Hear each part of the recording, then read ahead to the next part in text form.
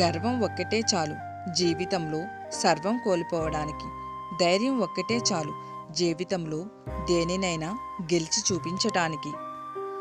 జీవితం అంటే ఆట కాదు, మధ్యలో వదిలేసి వెళ్ళిపోవడానికి.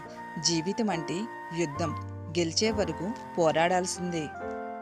ప్రతి దాని విలువ టైం వచ్చినప్పుడు తెలుస్తుంది. ఫ్రీగా దొరికే ఆక్సిజన్ కూడా ఆసుపత్రిలో ఖరీదుకే అమ్ముతారు.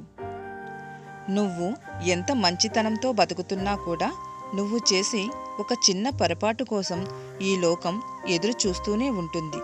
దానిని భూతద్దంలో చూపడం కోసం ప్రయత్నిస్తూనే ఉంటుంది.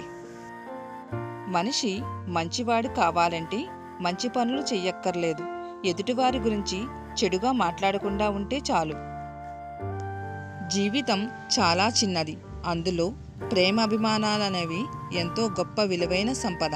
దానిని మనం మంచి మార్గంలో సంపాదించాలి, కానీ చెడు మార్గంలో కాదు. చిన్న రంధ్రం నిండుకుండను ఖాళీ చేసినట్టే అణువంత అహం చక్కటి అనుబంధాన్ని దెబ్బతీస్తుంది. కారు ఉంటేనే డ్రైవింగ్లో పర్ఫెక్ట్ అవుతాం.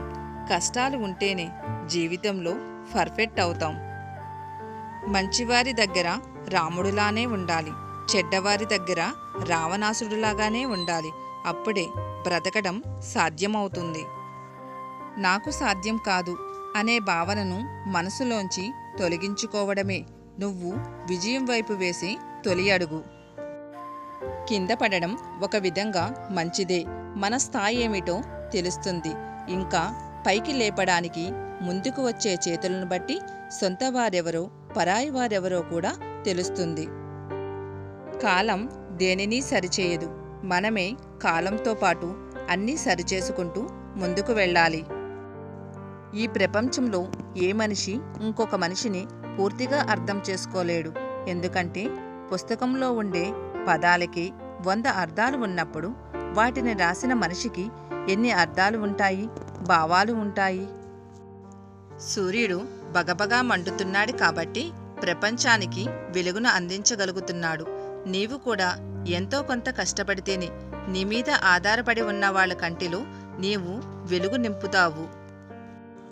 విమర్శలను దాటి ముందుకు వెళ్ళు. నిన్ను చూసి మురిగే వీధి కుక్కల యొక్క సరిహద్దు ఆ వీధి చివరే ముగుస్తుంది. ఒకరి వసతిని చూసి మర్యాద ఇవ్వకండి, వయసును చూసి మర్యాద ఇవ్వండి. ఎందుకంటే వసతులు అందరికీ కలిసి రావడం లేదు, కానీ వయసు కాలంతో పాటు అందరికీ సమానంగా పెరుగుతుంది. నీ అవసరాలకు మించి నువ్వు ఖర్చు పెట్టే ప్రతి ఒక్క రూపాయి కూడా వేరొకరి జీవితానికి సంబంధించినదే. రైతు గాని లాక్డౌన్ చేశాడంటే కరోనా కంటే ప్రమాదకరం. ఇకనైనా రైతుని గౌరవించడం నేర్చుకుందాం. విలువ ఇచ్చేవారిని హార్ట్లోనూ, విలువ ఇవ్వని వారిని న్యూట్లోనూ పెట్టుకుంటేనే జీవితం క్యూట్గా, కూల్గా సాగిపోతుంది. ముందు ఆకును కోసి మేకకు వేస్తారు, తరువాత మేకను కోసి ఆకులో వేస్తారు. ఇదే కదా జీవితం. అనుభవం అనేది వయసును బట్టి వచ్చేది కాదు. ఏదైనా మాట్లాడే ముందు ఎదుటి వ్యక్తి మనసు నొచ్చుకుంటుందా అని ఆలోచించి మాట్లాడాలి. అది లేనప్పుడు ఎంత వయసు ఉన్నా, అనుభవం ఉన్నా వ్యర్థమే. ఇష్టం లేదని ఎవరూ మనతో చెప్పరు. వాళ్ళ ప్రవర్తన బట్టి మనమే వారిని అర్థం చేసుకోవాలి. డబ్బు ఉన్నవారి వెనుక మనుషులు ఉంటే, మంచి గుణం ఉన్నవారి వెనుక దేవుడు ఉంటాడు. ఏ కారణం లేకుండా ఎవరూ మౌనంగా ఉండరు.